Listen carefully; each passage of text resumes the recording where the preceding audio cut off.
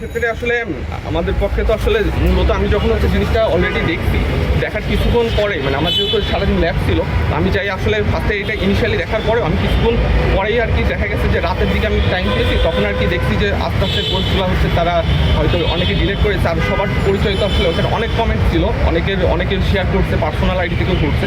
তো সেই ক্ষেত্রে তো আসলে আমার পক্ষে সবার পরিচয় জানা সম্ভব না। আমরা মূলত এখানে দুজনের পোস্টের কথা উল্লেখ করছি এবং জিডি করছি। এখানে একজন হচ্ছে ঢাকা মহানগর ছাত্র ইউনিয়নের সাবেক সভাপতি শাহরিয়ার ইব্রাহিম, আরেকজন হচ্ছে একজন কমেন্ট করেছিল নওয়াজ হুসাইন ফারদিন। এটা হচ্ছে উনি আরেকজনের পোস্টে কমেন্ট করছিল, শেয়ার দেওয়া, সেইখান থেকে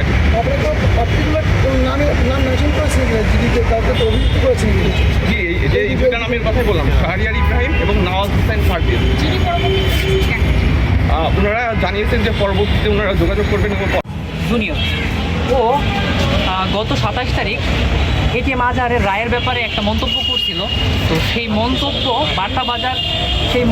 বার্তাবাজারে ছাপা হয়।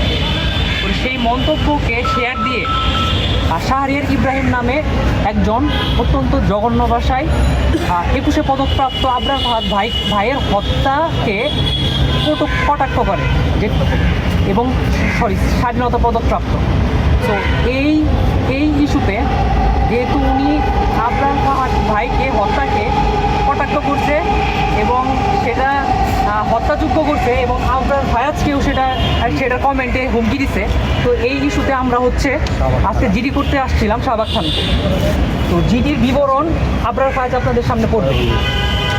ওয়ালটন আবারও মিলিনিয়ার অফারে ওয়ালটন ফ্রিজ কিনে আপনিও হয়ে যেতে পারেন মিলিয়নিয়ার। আমি আবরার ফায়াজ, বুয়েট যন্ত্র প্রকৌশল বিভাগের 3য় বর্ষের শিক্ষার্থী। আমি আমার personal Facebook ID Abrar Fayaz থেকে গত 27/5/2025 তারিখে আওয়ামী দুঃশাসনের সময়ের একটি বিচার সংক্রান্ত রায়ের ব্যাপারে ফেসবুকে একটি পোস্ট করি এবং ফেসবুকে আমার মন্তব্য নিয়ে একটি পোস্ট করি।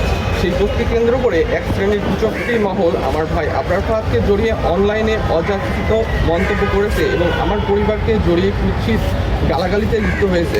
শহীদ হওয়ার দীর্ঘ সময় পরেও আবরার ফাহাদ ভাইকে আবারও ফ্যাসিবাদী কায়দায় ট্যাগিংয়ের শিকার করা হচ্ছে এবং একই সাথে শহীদ আবরার ফাহাদকে নৃশংস হত্যার বৈধতা উৎপাদনের চেষ্টা করা হচ্ছে।